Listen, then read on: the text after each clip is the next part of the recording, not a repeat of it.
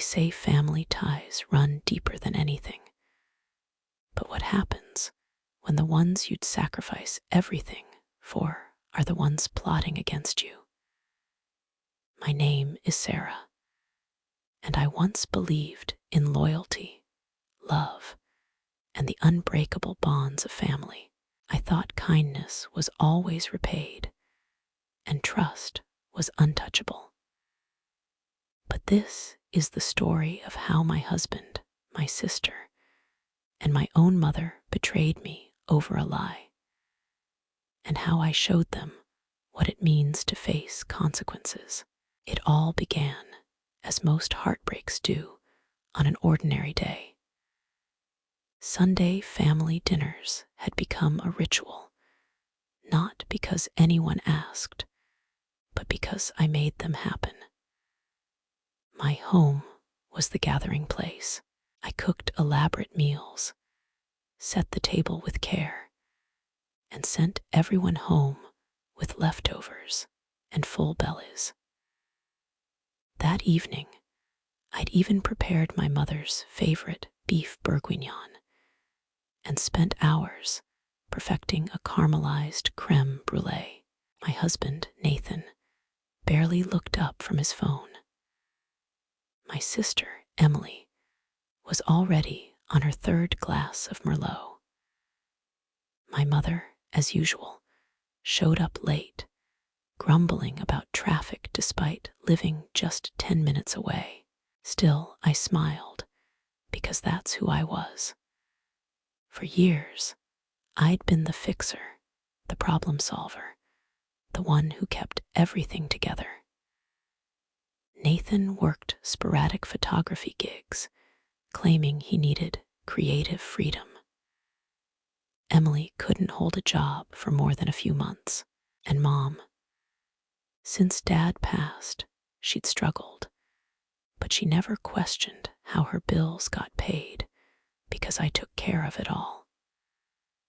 I believed loving someone meant giving everything, even when you had nothing left to give. That belief shattered with a single sentence. I was in the kitchen pouring dessert wine when I overheard Emily's voice from the dining room. "So, what's the plan for Sarah's trust fund when she's gone?" My hands stopped cold. I blinked, certain I'd misheard. Then Nathan chuckled. "She'll outlive us all. She's too stubborn to let go of that money." And my mother, she sighed and said, "I hope not. We've been waiting long enough." The world tilted. I walked back to the dining room, set the wine down, and stared at them. "What did you just say?" The room felt heavy, like time itself had paused. Emily met my gaze without flinching. "Come on, Sarah. Don't act clueless. You're sitting on money that could change our lives, but you keep it locked away." My voice trembled. "I help you every single day." My mother's tone was icy. "It's not enough." That's when it hit me. I wasn't their sister, daughter, or wife. I was a paycheck, a safe to crack, a future windfall they were waiting to collect. I didn't yell or cry. I stood, walked to my bedroom, locked the door, and sank to the floor, arms wrapped around my knees in the dark. And then I started planning. Day 1, I called my lawyer. I rewrote my will, transferred all assets to a trust in my name, and froze every account linked to Nathan. I canceled all automatic bill payments and credit cards. I pictured Nathan's confusion at the coffee shop when his card was declined, and I smiled.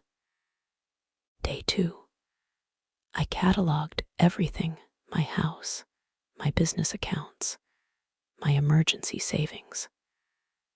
I ensured every cent was under my control alone. Day 3, Emily called, frantic. Her car had been towed. She screamed that I was cruel and selfish. I said calmly, "That must be tough. Maybe try the trust fund for help." Then I hung up. Day 4, my mother called. Her electricity was cut off. I'd been covering her utilities since 2020. She demanded explanations. I let the silence answer for me. Day 5, Nathan stormed in, furious. "What are you doing? Why's our joint account empty?" I looked at him, unshaken. "It's not our account anymore." His eyes widened, as if I'd grown a second head. "Are you out of your mind?" "No," I said quietly. "I'm finally seeing clearly." Day 7, Nathan demanded a divorce, thinking he'd walk away with half my assets. He didn't know I'd already protected everything. I signed the papers without a second thought. Here's the twist. The trust fund they were banking on, it never existed. Years ago, I'd made it up to stop their constant demands for money. I told them my grandparents left me an inheritance, locked away until I turned 40. It kept them at bay, but it also planted seeds, greedy, ugly seeds. They didn't see the woman who fed them, paid their bills, and held them together. They saw a future payday. Day 10, my lawyer filed a restraining order against Nathan. He was barred from coming near my house. I changed the locks and installed security cameras. His key was useless. Day 12, Emily called, her voice shaking. "Sarah, I'm so sorry. We didn't mean it. They're evicting me. Please help." I stayed silent, then whispered, "You said you were waiting for me to die. Consider this practice." I hung up. Day 15, I left the city. I sold my house and bought a small cabin in the woods, far from anyone who knew me. The silence here is peaceful. I wake to birdsong, not guilt. I sip coffee slowly. I walk barefoot in the grass. I read books I'd forgotten I owned. Freedom isn't loud, it's quiet, steady, safe. Months later, I glanced at social media. Nathan was working graveyard shifts at a gas station, posting cryptic rants about disloyalty. Emily was drifting, her blurry selfies showing up in different borrowed rooms. My mother had vanished from the internet entirely. And me, I'm finally free. Sometimes I think back to that dinner, their laughter, the way they talked about me like I was just a number in a will they'd never even seen. It used to break my heart.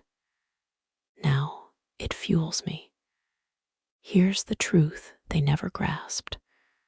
I would have given them everything if they'd just loved me. Instead, they taught me the greatest lesson of all. Sometimes, the only way to protect yourself is to cut the ties that bind. If this story resonated with you, follow for more. Sometimes, the best response isn't anger, it's letting go. And sometimes, walking away isn't defeat, it's victory, won in quiet strength.